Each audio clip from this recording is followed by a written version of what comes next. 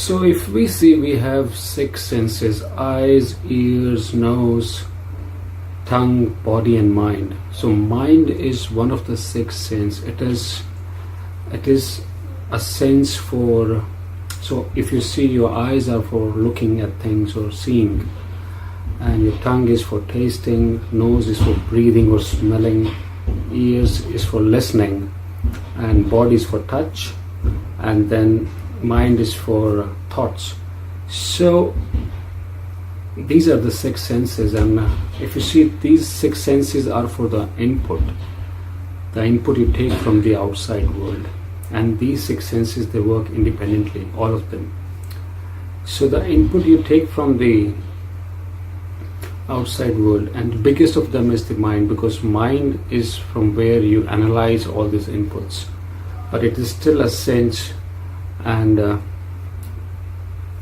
not you entire. That's what it is. It is just a sense for analyzing things. It is not you. But if we see, it is just a sense. So when it is a sense, it has a limitation. It is not like infinite. But if you see your soul, which is the real you, the knower, the watcher, or the observer in you is just infinite. Because, so how to identify your soul or your knower or your watcher? So if you close your eyes and if you see, so now my eyes are closed, but I can still see the darkness. So who's the one who's seeing that darkness? Who's the one when you sleep?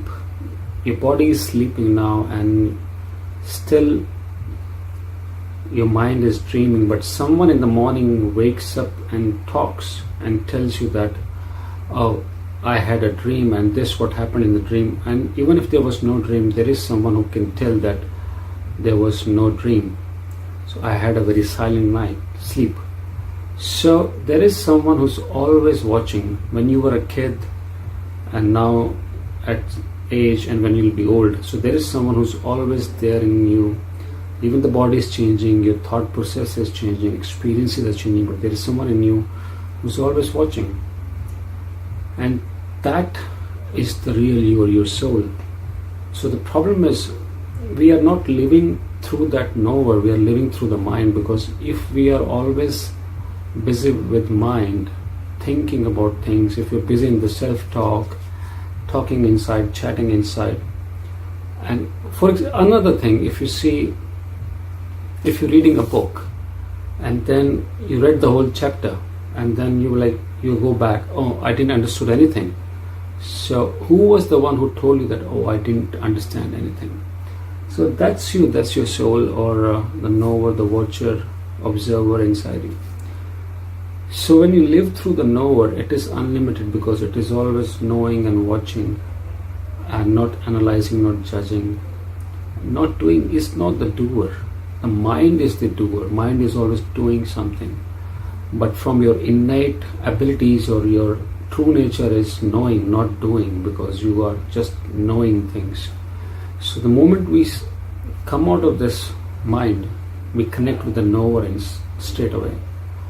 But if you're not connected with the knower in you, you will be in the mind all the time.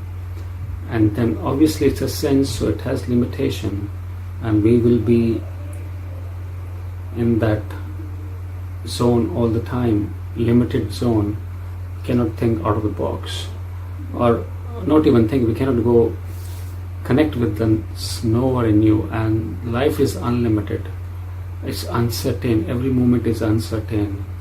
So if we need to live that uncertainty with greatness and happiness, then we have to come out of mind. And that is the only reason why we are suffering or not having peace, because we are living in mind too much. So need to come out of mind. It's not that we are killing the mind. Mind will always be there. You will use it when you need it. You will think when you need it, but all the other times you have to have a silent. There's no chat or chatting going inside you all the time. There will be, that's the point. When you connect it to your knower, there is no chatting going inside you. You're just silent and you're looking, still doing everything, but with silence. That's the difference. And when you're doing everything with silence, peace, happiness is love. It's just the only outcome that is there, but obviously on top of that, now you're connected to the infinite. You are not just limited to a limited mind. So hope it makes some sense. So coming out of mind is really important if we need to connect with our real self or real nature. Otherwise we will just keep on living like that, and the only thing what mind does is always complain and cry, and that's the only reason we'll be always be in stress and will always be suffering.